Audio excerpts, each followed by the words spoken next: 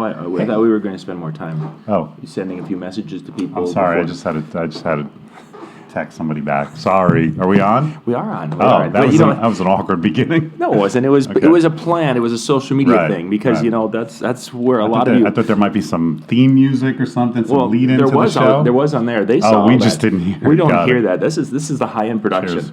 Okay. Well, we're at Mobile Beat here in Las Vegas. They have a beautiful view. You really can't see it on the camera, but yeah, you're right at the MGM across the way. And which one is that? That's the Excalibur? Aladdin? Excalibur? I don't know what it is. But it's nice. It's the one with the I can see a parking lot from my room, and you've got this great corner. Yeah, we've got the corner. We got the corner lot here. So we've been just having a great time with our live shows this week from the corner here of Las Vegas. Today is our last session, and we have the one and only Mike Walter. Thank you. This man has turned more lives around because of his education, his motivation, his passion for the industry. Wow. Is a great way to say it. Go on. And what we're going to do today is we're going to really have him go, and then we're going to call Kelly, and we're going to talk about Kelly and get the real backstory. Kelly Margaret O'Neill, my beautiful wife, and I'm not home for St. Patrick's Day. I feel horrible about this, but sorry, babe, if you're watching. I wish I was there. Have a good day. It is St. Patrick's Day. It is. That's hence the green. Come on, John. Well, can you make it out on the camera? Yeah, you look good. Yes, it thank looks you. great. And thank you. It's one of those things you get to these shows, and it's like the week just kind of becomes this. Yeah, you lose track of dates and day of the week and everything else. Yeah. And next thing you know, wow, it's Thursday already. Huh. So tonight we're going to talk about, or this morning we're going to talk about performance, because that's something that you have it's really been a passion of yours, but in the last few years you've really been developing a lot of materials and training around that area of performance. I have. For many years my message to the industry was more about growing your multi-op and adding systems and building depth and everything else, which is still a message that, I write for you every month, and it's a message that I often convey. But I realized that was alienating a small segment of our industry, the guys who just want to stay single, and for them and for multi-ops, performance is key. So that is more of a universal message. And I realized I think I'm pretty uniquely qualified to deliver it because my staff, all I'm doing is teaching the industry the things I teach my staff. Right. And it's made the elite staff extremely successful. So these are things that I think I can help others in the industry with. Yeah, that's great. So let's kind of dive into that a little bit. Cool. Let's from the perspective of someone who's just getting into it, because as we're walking the halls, there were a number of people who are just at the beginning of their Which is careers. great to see, isn't it? At a conference like this. It's always great to see the veterans here that are still furthering their education. But I love to see somebody, when they say, how many people first expo, and half of the room, the hands go up. I think that's a really cool thing, and it bodes well for our industry that you've got newer people who are still passionate about learning and education. So yeah, I think it's a great thing. So let's just start. Someone who's a newer person getting into this, where do they start? It can really become this daunting area. Of performance. There's so many aspects of it. So where would you recommend they start? Well, there are so many resources out there now, and I don't want to plug just my own. You can go to djmikewalter.com and poke around. But Randy Bartlett, his 1% series, many of them, I think he's got 8 or 9 DVDs out now. Many of them are performance focused. And so you can watch his stuff, you can watch some of my stuff, connect with people like Scott Faber, who does great, game stuff and things like that. So there's so many resources. When you and I started, I was lucky because when I started, it was with a multi-op in New Jersey. And I had 2 great teachers, John Murphy and Rick Aldi, who owned Star DJs. And so I kind of learned the way I think everybody should learn in this industry, with a great mentor and a business owner who teaches you everything. But if you don't have that opportunity and you're just kind of starting from scratch, then utilize the resources that are out there. Yeah, there are definitely a lot of resources out there. And I think, though, as you look, you look at Randy's series of DVDs as an example. There's a lot of information there. And it's again, still a daunting task. So if they were to take things in bite size, what specific areas of performance would you recommend that they start to work on first? You can't do it all. Well, I think the first thing you should do is target where you need the most help. If you are a club jock who's now getting into doing private parties and mobile work, then my guess is that you're a pretty good mixer already. If that's your background, then maybe you know programming and you know mixing, but you don't know emceeing. So then focus on the emceeing portion. If you are a great public speaker who for some reason wants to get into DJing, but you don't know, then you should focus on spinning and mixing and tips like that. So I think a big part of it is take a look at what you're going to need to learn and where do you need the most help, and start there. Yeah, for sure. That's a great. And then you mentioned if you're good in mixing, it was interesting. They've got the Scratch DJ Academy going on downstairs. Yeah. And I was watching. I popped in there for about 15 minutes, and I was watching some of the guys who were working on the students in there. Mm-hmm. Some of them were incredibly talented, and one of the gentlemen I actually knew. So he's a very good mixer. He was in there taking training on mixing.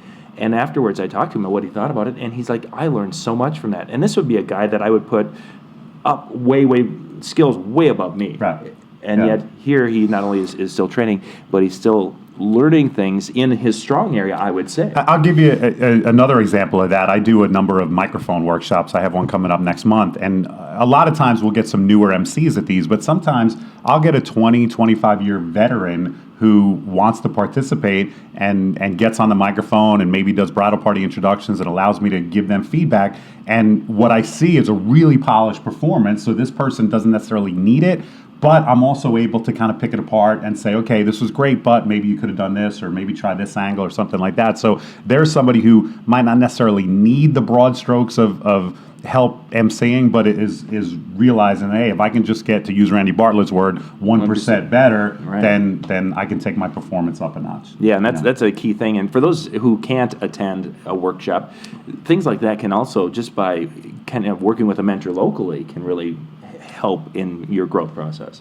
Yeah, I mean, if you're a single guy and just trying to get better, then if you can find somebody in your market or in a close market who is willing to kind of take you under his wing and maybe take you out on a couple of events, that could be a good way to, at least see how high the bar should be that you have to get to. I don't think that's a way to learn it all, because I don't think you can learn just from observing. It's a good first step, but at least you can go, wow, that's the level that I got to get to. Now, how do I have to get there? Yeah, cool. Let's talk a little bit about, we get into this because of music. That's what most of us got into the DJ world. I've gotten to know so many DJs through the years, and when you ask them their origin, that is 9 times out of 10. It's, I love music. I was the kid growing up who always put the records on when friends came over, and then it kind of evolves from there. And I think it is a wonderful thing that we all share, is that passion of music. A number of the speakers this week have mentioned that it's that part's in our DNA, which I think is cool.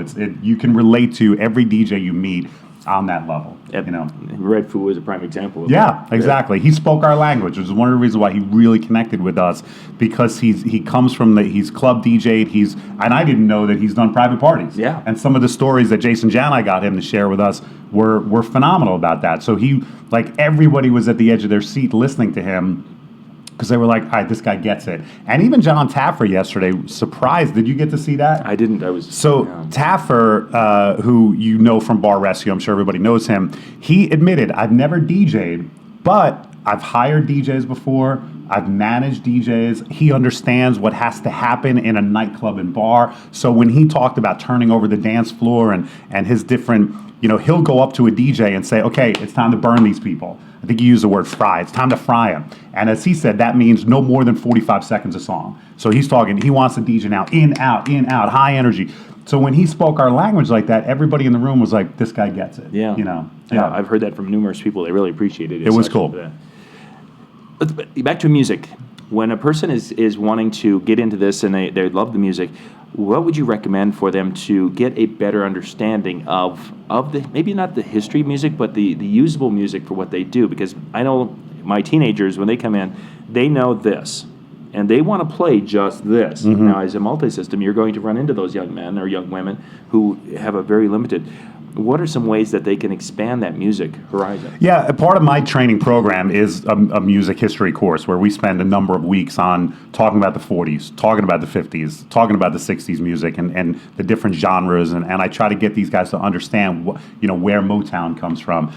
So if you're just kind of starting out, I think a good way to start is, I know Troy Ackerman and DJ Event Planner, he puts out a top 200 list every year, right? Yep. And I looked at that this year, and I know Mobile Beat has done a similar list for years. And there's not many songs that aren't on both. Yep. Probably 190 on each one are concurrent. So those are great lists to check out, because what those lists are telling you is these are the songs that clients are requesting through the DJ Event Planner portal. And it's probably great. And if there's anything you don't know on that list, if you're a newer DJ, then check it out. Don't just listen to the song, but look it up maybe through Wikipedia or something, so you can go, okay, so this was a 1950s rock and roll song, right? And this is a Motown song, and here's the artist. So you can kind of start grouping your songs and thinking about songs in sets, because you and I think have even talked about that in a previous video, where if you're programming, which is the art of putting songs together, you should never be thinking of songs singularly. Because it makes your job harder, because then you're making a decision every 3 minutes. What's the next song? What's the next song? If you think of songs in sets, where you go, okay, I'm playing this song, and then this one goes with that, and then this one goes with that.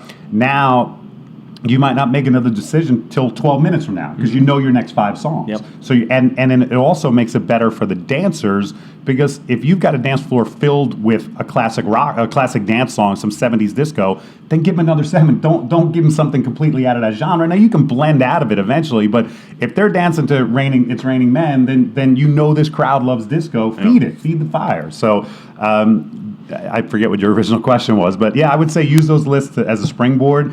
But if there's anything on those lists you don't know, investigate it, because it means that this is a song that's going to be requested. So listen to it, identify it, look it up, learn a little bit of the history. I've done some seminars about music history just because, it's a passion of mine. I love the background stories of some of these songs. But it also, when I meet with a client and they say, oh, our wedding song is Wonderful Tonight by Eric Clapton, and I can say, did you ever hear the story how Eric Clapton wrote that? And then I tell them that story, and it's interesting, but it also proves to them on a secondary level, they go, wow, we hired an expert, didn't we? This guy knows his music. So if music is a passion, never stop learning about it. Yeah, that's great advice, because there's so much out there, and yet so many DJs have no idea. As we've been doing our Tuesday night show and sharing some of that information, people walking in the halls are like, first off, I didn't know those songs. I remember hearing them, when I listened to it again, but people don't study. John Roz was the MC, I think, yesterday here in Mobile Beat. And in between some of the segments, he was doing some music trivia. And he was having Jason Jownai play some really obscure, older songs and asking the crowd. And some of them I didn't even recognize. But it just shows. I mean, John Roz is one of those guys that just has an incredible knowledge of music. And he goes back further than I do. So you can always learn. Yeah, for sure. Always learn new stuff. Good stuff to learn out there. One of the things we've been seeing some of your videos and such on interacting or engaging the crowd. Yes. And engaging the crowd via microphone. And this is an area for some that is kind of a scary area to be able to do that. Let's kind of talk about how a person who wants to start developing, going from being a playback DJ to hyping the crowd or engaging the crowd via microphone. What's a good way to start that? I think a good way to start it is practice, so that the first time you do it isn't in front of a live crowd. And when I say practice, you can literally set your equipment up in your basement or in your garage and listen to a song and at the break or at whatever it is that you want to prompt, literally get on the microphone and say it, and maybe record yourself so you can go back and see what you said and maybe critique it and get better.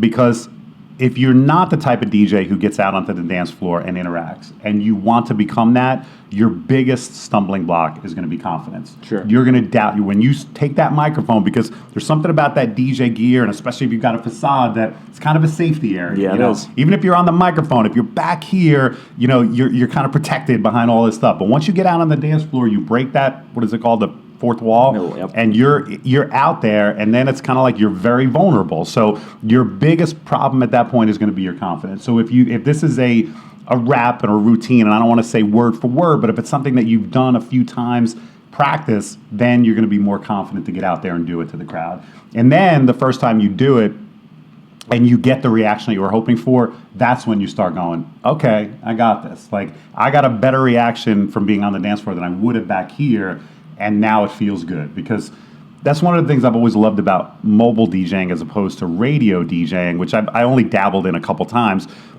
In radio, you have no instant reaction. You're playing songs, and you don't know whether there's, 10 people listening or 10,000 people listening, and you don't know whether they're singing along in their cars or whether they're bored and not even paying attention. But in what we do in the mobile world, there's instant reaction. Yeah, you hit play on a song, and people either leave the dance floor and you go, wah, wah, that stunk, or people, it brings the energy level up, and you see people getting out of their chair. So it's that instant gratification, or, instant non-gratification that I love about our industry, because, and when I get out on the dance floor and prompt a crowd and bring the energy level from here to here higher, it makes me feel great.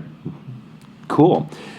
You mentioned, if you're going to be doing this, the practicing, videotaping yourself, would this be something, okay, let's pretend this is our little DJ booth area. Would you recommend someone practicing behind that? Or, to go as far as to go and stand in that open space and videotape yourself in that open space? Yeah, I would say in that open space. I would say, when I train my DJs, nowadays we train in my basement because I don't have the big warehouse space anymore. But even in the basement, I've got a DJ system up there. But if they're doing announcements, they're in front of that DJ system, because I want them to get used to that application in the real world. So it all depends on what you're practicing, but practice as close to real life as possible. So if you're practicing, leading the electric slide from the dance floor, for example, then actually do that. Get in front of your DJ table, and maybe if your wife doesn't mind helping you out, get her in the room and say, honey, I'm going to now teach you the electric slide. I'm training 2 guys right now this winter, and they're both going to be phenomenal MCs. So I'm so fired up about training.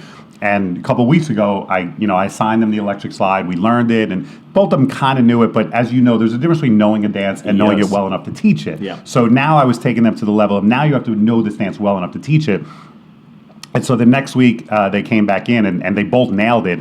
And the one young man, Alex, lives at home with his parents, and he said he had his mom and dad, literally had his mom and dad in the living room showing them the electric slide. Sometimes that's what it takes. If you really want to learn it and you want to be confident enough so that you can do it in front of a real crowd, have your wife do it, or ask a friend to come over and say, hey, can I teach you this dance? And that's but yeah, definitely do it from in front. Because like I said, this back here, it's our safety zone. It is. But I also believe we need to break our safety zone to actually make impressions at a party. For sure. You've got these young men, they're out there teaching, they're on the floor in front of them. What kind of things are you watching from their body language and their facial expressions? Now, this is huge, because that unspoken word for the guest says more almost than what they say. It does. And I've often said, a lot of times it's more important how you say something than what exactly you say, word for word. You don't have to be, especially when we're talking about the high energy parts of parties, you don't have to be the most eloquent MC at that point. It's all about your energy. And it's funny, I just saw Billy Idol last night, and he had a couple moments during the night where he spoke to the crowd, and he's still got that rock and roll attitude. And so what I look for when I train, and if you record yourself, and what you should look for are things like, are you smiling? You know what I mean? Because that does convey a lot of enthusiasm and happiness. Your body language, I know we're being videotaped here, so if your arms folded or hands in your pockets, that's just bad body language. If you're open, and maybe if there's a beat going and you're clapping or snapping your fingers, that shows enthusiasm and that you're into it. Whenever I see video footage of a DJ, whether he's back behind the board or out on the dance floor, and there's a song playing with a beat, and you would never know it from his body language, I don't even know how you do it. Like, I can't stand still when I hear the song with a beat. Like, it's in my blood. So you should be moving around. And I also, if you're going to be out on the dance floor, especially if you're making announcements and the dance floor is empty, I've always been a firm believer of using the whole floor. Some guys will go, okay, I was told to get out in front of the table, so I'm going to get out and I'm going to stand here like 3 feet in front of, and I'm just going to stand there. Own that floor, man, especially in the beginning of the night when you walk out for a wedding and you're doing bridal party introductions. Hit all 4 corners of that dance floor, talk to this section over here, make eye contact with that section, because that's where you make connections, and you're gonna become one with the crowd. I always, whenever one of my MCs or myself accidentally, whenever I say something like we're going to open your dance floor, I go, no, it's our dance floor. You're a part of the party. You know what I mean? When I introduce our bride and groom. I don't say your bride and groom, because that separates me from the guest. Right. I'm part of this. I'm the MC here today. So own the dance floor like that. And if you're going to videotape yourself, look at yourself. Are you really owning the floor, because it's your stage? Cool. kind of went on a little bit of a different direction. I'm sorry, I'm shot out of a cannon this morning. You're doing well. Is it all right? Yeah? You're doing very well. It's just there's something you're headed up in a direction. You hand me the ball and I just take off, and I'm like bobbing and weaving. Yeah. And the safety came up and you ducked towards the end, and I'm like, what was the original question? I forget. He asked me a question like 20 minutes ago, and John just glazed over at this point. What the heck is he talking about? Yeah. So you were talking in that as working around the room, and that's where I was trying to bridge. How am I going to bridge off? And I'm just not going to make it eloquent at all. That's all right. You were talking, about engaging and kind of making eye contact as you're doing things. When you're training your staff, do you have them kind of intentionally, more than just from the dance floor, that they're actually going out and engaging the guests around the room at different times, or how? Oh, certainly. To me, those moments in the night when the dance floor is empty and your job is to fill it, then you should be on the dance floor trying to make as many connections as possible with your announcements. I don't necessarily, I know some MCs off microphone will go table to table and ask everybody at each table personally for requests, things like that. I don't take it to that level, and I don't think there's anything wrong with that. I just don't do that. Yeah. But when I make the announcements, it's from the dance floor, which is one of the reasons why I've always preferred to work with a second person. Right. So that I have an assistant back there who's ready to press play. So if I make an announcement and then point from the furthest part of the room, that song can start. So I don't have to make the announcement and then scurry back and hit play. So for me, it's always been a smoother presentation if I've got a second person with me. So how do you handle, one of the things Todd Mitchum talked about years ago was that there's the focal point of the room. And that focal point, of course, will be with us, but because we have the microphone. Mm-hmm. But now your DJ's up here behind our booth, and now you're over there. Now, when you get on the microphone, is it the first thing that they're all looking up at the DJ booth? Sometimes, and you'll notice that if I start an announcement from all the way over there, especially if it's the first announcement of the night, just out of habit, people look back to the DJ table. So when I start, for example, bridal party introductions, I walk out from the DJ table, and I'm saying my first couple of words from the DJ table. Okay. So this way, if everybody does go, oh, the MC is talking, where is he? The natural thing is to turn. But then as I walk out on the floor, now if they choose to, they can follow me. Now they know I'm no longer back there because they saw me leaving. So yeah, I think, Todd, it was a great point that he brought up. That first announcement, if you can just hide under a table and make an announcement and see where most people will look to the DJ table. Yeah. Just because they're used to, and there are still plenty of DJs that never leave that board. Yeah. So every announcement's going to be from back there. But again, I prefer to break that fourth wall and get on the floor. Then throughout the night, then they get used to that, and you probably have more. Exactly. Then they get used to the MC. Where's the MC? And a lot of times they know I'm going to be on the floor. Now, you and I are also, you more than me, we're blessed with height. And that's something, and not that you can't be a great MC if you're short, because I've got plenty of great MCs, but the fact that I'm 6 foot, you're 6, whatever, 8, 9, you're crazy tall. You make an announcement, you can be seen over most of the crowd. Yeah. And I also, especially some of the shorter MCs, I encourage you, get on your tippy toes. Use your wingspan. Use your arm. Yeah. Like when I make an announcement, if I'm starting the electric slide and I'm saying, all right, everybody, we're going to start to the right, I'm pointing as high as I can to the right so that people heard my voice but also see my hand gesture. Yes. If they're at the back of the dance floor, and hopefully the dance floor is packed, they can. There's the MC and he's pointing. They can see me. So use your height if you have it, and even if you don't, make yourself bigger. If you've ever done any kind of theater, you know that hand gestures and any gesture should be bigger on the stage than in normal life. And I consider it the same thing when we MC. Your hand gestures just need to be big, and so that everybody in the room can see them. Yeah, and we're gonna wrap things up here in a little bit because we've got a lot of things we want to make sure we can get down to see. Got a busy day. Randy Bartlett's on at 9, and then we do our PhDJ thing this afternoon. So I got a crazy day. It's gonna be a busy day. Yeah. Let's talk about, because you were just headed there, and it's like, this is where I want to go next. Being animated. Yes. To show life behind. You mentioned smiling earlier, but you have to be a little bit more animated. And in many cases, DJs, I'm animated, and we watch the videos of that. Right. No. How do you handle and teach, or how do you encourage that? How do you bring that out of people? I don't know that you can bring it out completely, which is why that's one of the things I look for when I recruit. going back to building a business, my recommendation has always been if you're looking to add new talent to your roster, don't try to recruit existing DJs in your market. Try to find people who have all the right skill sets, but have no experience or little experience nowadays, because everybody's got a computer and has done some mixing. But try to find people with those personality traits, because I don't think what we do is universal. I don't think every single person could be a wedding MC, which is one of the reasons why we can command pretty good money for what we do, because we have a special skill set that matches what we're doing. So once I find the right personality, a lot of times I need to flesh it out and enhance that person and get them to say, look, you are already animated, let's get it bigger, let's be more enthusiastic, let's be happier. But I don't think you can create it out of nothing. So looking for that personality early on, and is this person upbeat, and is this person dancing when the upbeat music is on, and does this person naturally smile? Those are pretty important things that I look for. And if the recruit doesn't have it, he's probably not going to get to MC status. Yeah, that's some of that is just innate in you or not. But for those of us who are DJing and you're like, well, maybe I am. You mentioned the video camera. I think that's such a underused tool in what we do, that you can go and videotape yourself and watch yourself. Do you look like you're having fun? Do you look like you want to be there? Right. Because there's so many times that when you watch those videotapes and it's like they just are... Yeah, I mean, a GoPro, a good quality GoPro nowadays is less than $300, and you can set that thing up on a stand and point it at the dance floor and record your entire show, and then go back and watch it. You can listen to your emceeing, so even when you're not on camera, you can hear the things that you're saying. You can hear your mixes.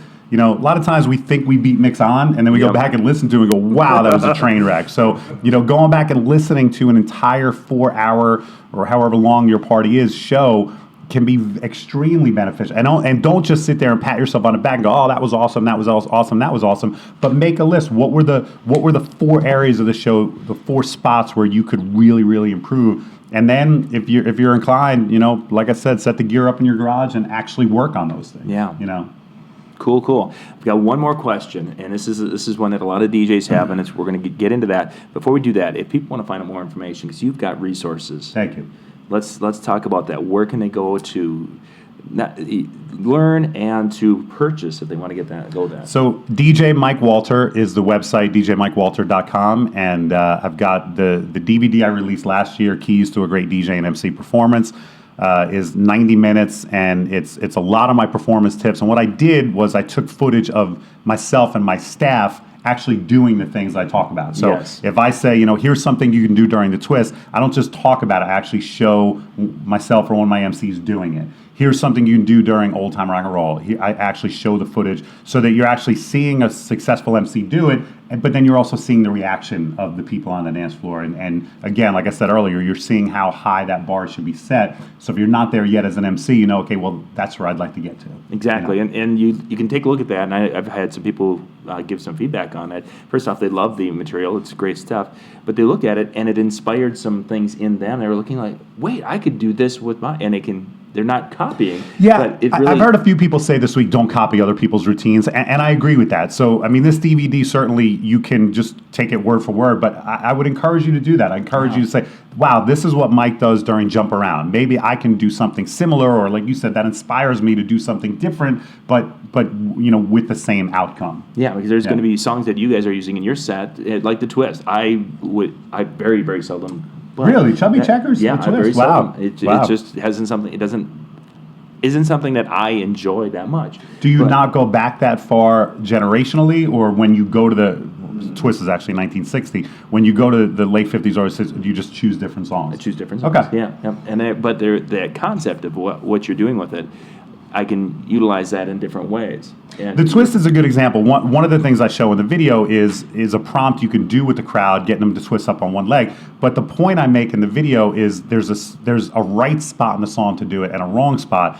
And the right spot for me is there's a saxophone solo in the version that I use, about a minute and a half in. It's 30 seconds long. So the reason you do it there is this way you're not talking over Chubby Checker singing. Yep. So you're, as an MC, you can be heard a lot clearer. So that's a good point. You don't have to do that during the twist, but if you've never thought about that as a concept, now I've pointed that out to you. Find the windows in your songs where you can do certain things. I mentioned I went to see Billy Idol last night. His version of Moni Moni, I've always thought was like a gift from the gods to MCs, because there's so many breaks in that song where the energy drops out and it's just that great drum beat. And those are perfect little windows for you to do something. Get the crowd hand clapping or getting them shouting, or turn around and face the video and make some. So there's all of these times you can do it, but the right times to do it during Moni Moni is during those breaks. Yeah. You know? So when he played, did he do a long? He actually closed with Moni Moni. That was his last song, which, you know, that's one of those, to me, it's a gig song. So, like, I can't believe. But, I mean, the crowd loves it. So, you know, you got to. You got to go with it. Yeah. I got it. Okay, let's get a last question. When it comes to performance and we want to put on that, you know, we're performers, we're on stage. The food and drink thing, that's a big debate and a big discussion among DJs. What are your thoughts? I mean, as far as we want to have that, I'm a performer on stage, but yet, you know. You're talking about eating during an event? Some people with the eating earlier, and then even with beverages while you're up on stage. Some people are like no beverages around your workstation whatsoever. Some people are you know, want to have something off to the side, like almost like feeling like a green room off to the side. How do you handle that? First of all, when we talk about drinking, we're not talking about alcohol, right? Because I would never promote drinking on a job. But I have a bottle of water with me almost all the time in life. I don't have one today, but I'm drinking my morning coffee. But yeah, I don't think having a bottle of water makes me look any less professional. In my market in New Jersey, we are fed at 95% of the weddings that we do. And I have no problem leaving the room for 15 minutes, putting on a pre-mixed dinner set, usually personalized for the bride and groom, because that's something I find out from them. What are you into? And if they have any artists that they like that are kind of mellow in background, Jack Johnson, for example, Dave Matthews, perfect. We can play some of those during dinner. So when I say a pre-mixed set, more often than not, it's personalized for this bride and groom. But I have no problem. Oh, we're being fed? Fine. Let's leave the table for 15 minutes and go eat. As a matter of fact, in Jersey, you would insult the client if you didn't sit down. Like if they said, hey, we're feeding you, and you go, no, thanks. What? You don't want my food? Yeah. You know what I mean? So like it would almost be an insult to in New Jersey, like a smack in the face, like I'm disrespect. So yeah, I'm going to go eat for 15 minutes and then get back and get to work. One thing I found though is I hate prime rib, because that big slab of red meat, I'm exhausted after that. So I'd always prefer to get the fish or the chicken, just because it's a little lighter and I'm going to be bouncing around after dinner and not like, I need a nap. I'm ready for a nap. Exactly. Yeah. Yeah, I think that's a great point, because I've seen DJs out that, you know, I'm being fed. Great, bring the plate up here, and that I don't like. Sometimes there are some banquet halls that are like, we don't know where to feed you. Can we bring the food here? And I'm like, I don't want to eat from behind my DJ table. I'll sit in the lobby somewhere, or somewhere else real quick. But I don't like to eat back behind the table if I can avoid it. Cool, great stuff. We'll put the link to the website down in the description below. It's time for us to get ready to head on down and see the seminars all morning. I'm looking forward to it. If you get the chance, I don't know if you saw the picture, or a video that someone put up of Randy Bartlett dancing last night.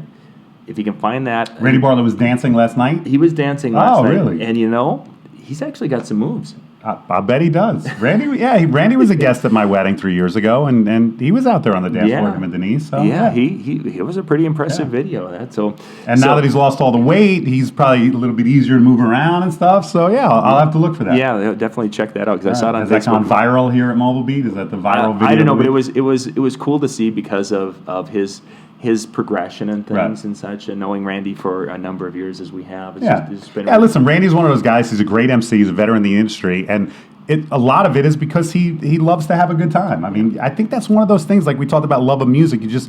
I don't know how you could be a DJ if you don't love a party. And a huge part of the party is dancing. So, move around. I mean, Red Foo had everyone in that room and you're talking about 95% dudes. Yeah. So sometimes it's hard to get a crowd of 95% guys dancing, but Red Foo had us all moving around. Yeah, it's possible. He definitely did. That was one of the highlights of the show for me was that. connecting with him. So great stuff. Mike will be back probably next month. We'll try to get together again and talk because not like this though, face to face. No, it'll be back. We'll be split back. Screen Skype kind of deal. So we'll find out when the Mets are playing. And okay. Usually during a game where I'm watching, so I'm looking off the screen. Sorry, John. Yes, I'm listening. But you had a question. But the Mets have 2 on and 1 out. Yeah, you're gonna have to wait now. It's 2 strikes. Right. Great stuff, Mike. Thank you very much. Thank you, I appreciate Thanks it. for having me. Thank you guys for watching. If you have any questions or anything, please put those in the comments down below, and we will try to answer those. If you've got something you'd like to have Mike talk on in one of our upcoming shows on Monday night, let us know. Again, comment section down below. We really appreciate the feedback. Awesome. I'm John Young with the Disc Jockey News. This is Mike Walter from Elite Entertainment. Thanks for watching. Bye-bye.